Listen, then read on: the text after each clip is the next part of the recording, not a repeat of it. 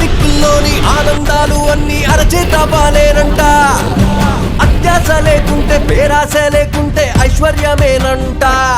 అరే కొన్నాళ్ళు ఎండలు కొన్నాళ్ళు వానలు వస్తుంటే చాలంట. 100 ఏళ్ళు వద్దంట, పోయేదాకా బతుకు సాగిపోవాలంట.